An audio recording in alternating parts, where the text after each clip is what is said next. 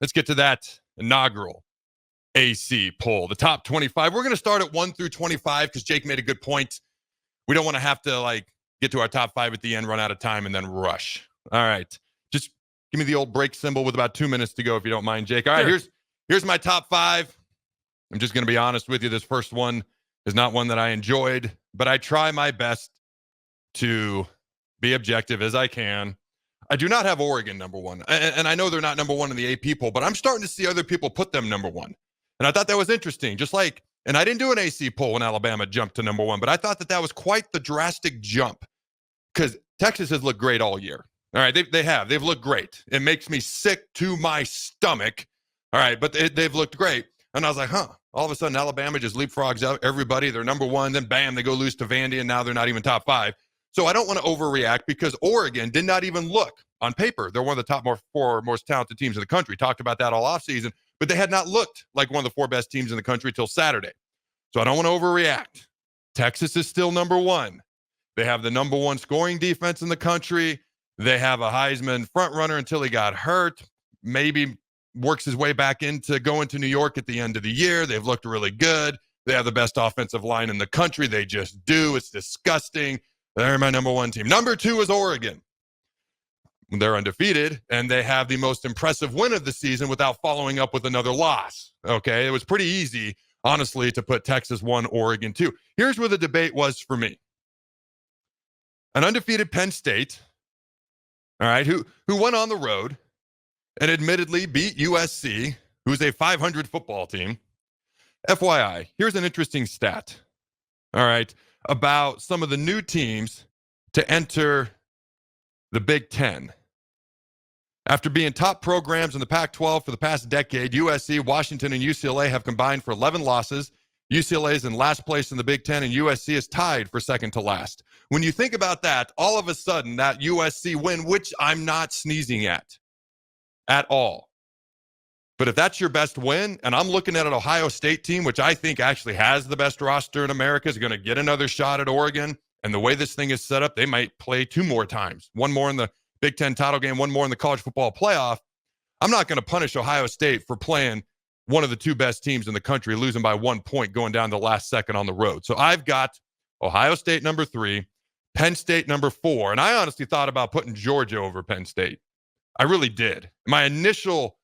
When I wrote this down, I had Georgia 4, Penn State 5. And I know what the first half looked like. I know it was 28-0 to Bam. I know it was 30-7 at halftime. Also, at one point in the second half, Georgia led 34-33 over Bam, and they came all the way back. You got to give them credit for that. Obviously, they ended up losing 41-34, but even then, it was a last-second interception that sealed the deal in that game. I did not put Georgia ahead of Penn State just because they did look so bad in that first half. Good Lord. I think Alabama had a letdown the second half. So I've got Ohio State 3, Penn State 4, Georgia 5. All right, Jake. Thoughts?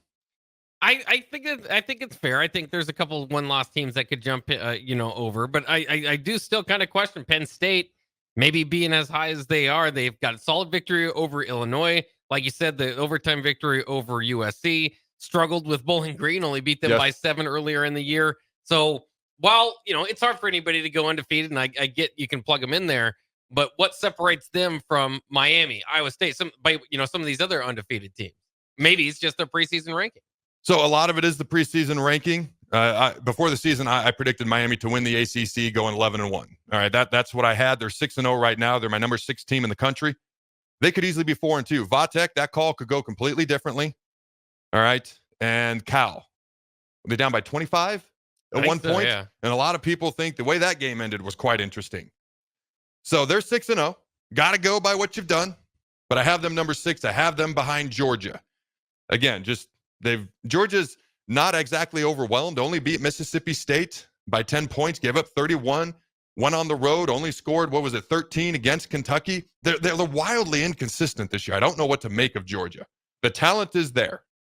All right, then the number 2 most talented roster in America. Alabama's number 1, talent composite ranking. But Georgia has way more experience. Not a ton, but way more, but not a ton. They have more experience than Alabama. But when you compare them to Ohio State, they don't have as much. Okay, so I don't know what to make of them. They're up and down. Their defense looks good, then not so much. The offense looks good, then not so much. All right, Miami, number 6. Do you realize The last 10 quarters of football that Alabama's played has been pretty bad. The second half versus Georgia, the entire game versus Vandy, and then winning by 27-25 over South Carolina. And they got a little bit lucky. What South Carolina did at the end of the game in the onside kick, but they got a little bit lucky just to win the game at home. South Carolina is not a bad team, by the way. I do have Alabama number 7. I completely forgot to explain how I do these rankings. I'll go quickly. There's 4 things that I look at, and there's one thing to keep in mind. So here are the 5 things. It's a combination of what you've done, your record and who you played, and what you can do in a potential future game against somebody who's ranked close to you. All right. So if I'm debating between 6 and 7, and one team has 3 losses, one team has 1 loss, I'm going to give the benefit of the doubt to a 1-loss team. But if one team has 2 losses, one team has 1 loss, but the 2-loss team has a way tougher strength of schedule, I'm going to go benefit of the doubt, 2-loss team. Now, if everything's created equal, okay, loss, strength of schedule, I'm going to go with who I think would win in a future game. So record, strength of schedule, what you do in a future game. All right. And also, not every loss that you have is created equal. I have penalized Notre Dame mightily because I look at that Northern Illinois loss as almost being worth 2. If you lose by 1 on the road to the number 3 team in the country at the time, like Ohio State, that's like a half a loss to me. Okay. I know that this math doesn't add up, but I hope it makes sense. All right. But if you lose by 31 points to a team that's not ranked, that's like 1.5 losses to me. Losing to a G5 team at home, a team that's barely over 500 in Northern Illinois now, I might add. Okay, that's like 2 losses to me. So even though Notre Dame has beaten 2 ranked teams, I in my mind, they have 2 losses due to that Northern Illinois game. So it takes into consideration what you've looked like in the games you've played. In other words, who did you beat? How did you beat them? Who'd you lose to? How'd you lose to them? All right, number 7 is Alabama. Number 8 is LSU. Now, I have Clemson at number 9. Which is a little bit of change from the AP poll. I do not have Iowa State in the top 10. I just don't think Iowa State has really played anybody. Their most impressive win is versus an Iowa team that I do not have in the top 25. Going into Morgantown and beating West Virginia, and they were honoring the coal miners. They had the coal miner uniforms on. My daughter goes, "What's on their helmet?" Okay, I thought it was cool looking. But they were honoring the coal miners there in West Virginia, in Morganville on Saturday. Okay, Morgantown, I should say, on Saturday. So that wasn't an easy environment. They go in, they win by 12 points. Okay, 2 possessions. I thought that was a decent win against a decent West Virginia team, not like monumentally great or anything. But that's really the most impressive thing Iowa State's done this year. I don't understand why Iowa State is rated ahead of BYU, who has more impressive wins to me. I mean, they took Kansas State to the woodshed. Kansas State's like a top 15, top 20 team if you look at the AP poll.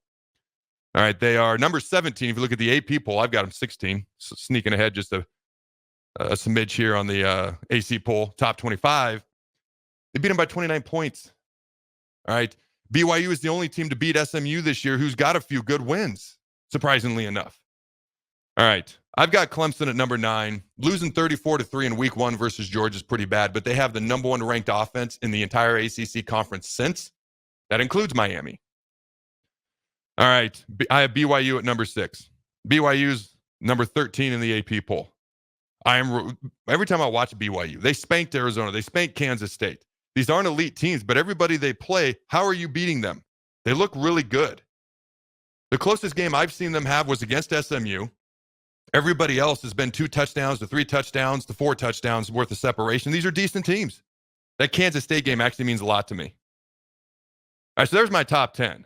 You got Texas, Oregon, Ohio State, Penn State, Georgia, Miami, Alabama, LSU, Clemson, BYU. So I've got BYU up a little bit higher, Clemson up higher. Iowa State is not in the top 10. I kind of don't get the love surrounding Iowa State at the moment. Their best win is a 1-point win versus a non-ranked Iowa team. I know they were ranked at the time. All right, thoughts so far, Jake? Yeah, no, I love it. I thought the exact same thing about BYU and Iowa State. The only reason Iowa State is above BYU has to be preseason rankings or Iowa's preseason ranking of all things, because Iowa State beat Iowa, supplanted them there. Yes. But the one thing to keep in mind about Iowa State is they only have 1 ranked team in Kansas State ahead of them too. So while their path might not be the most difficult so far, it might not get a whole lot more difficult down the line either. So you're not wrong. I've got their schedules here. BYU and Iowa State might be undefeated meeting in the Big 12 championship game. All right. BYU's rest of the schedule: Oklahoma State, UCF, not as good as we once thought. Utah, Cam Rising is killing that program. Great kid, but man, he's held them back for a couple years. Kansas, disappointment. Arizona State, shout out to Jeff Sims. All right, Houston. Houston's doing their Houston thing. Like nobody is going to be ranked on their schedule. All right, that's BYU. Iowa State, you look at the rest of their schedule. This is my issue with the Big 12 and ACC. At least the ACC appears to have a couple of top teams. The Big 12, it's kind of like who's the best of the mid-card teams. All right, they got Arkansas State, Houston, Baylor, West Virginia, UCF, Texas Tech, Kansas, Cincinnati, Utah. They're going to play one ranked team this entire year if Kansas State's still ranked to end the season.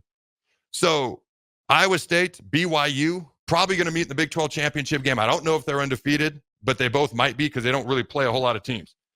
All right, we got to go a little bit quickly here.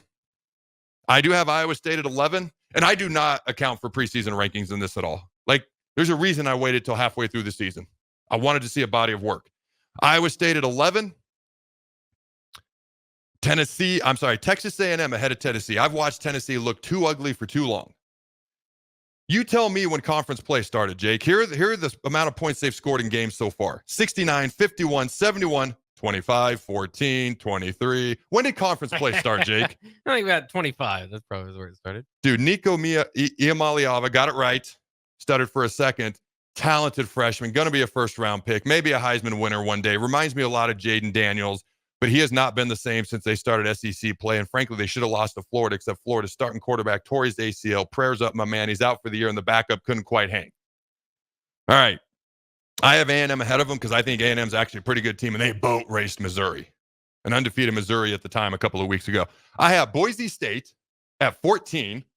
And I have them ahead of Notre Dame. Why? Because Notre Dame loses to G5 teams. And Boise State is the best G5 team out there, at least as of right now. And I do think they're the best G5 team, period, going forward.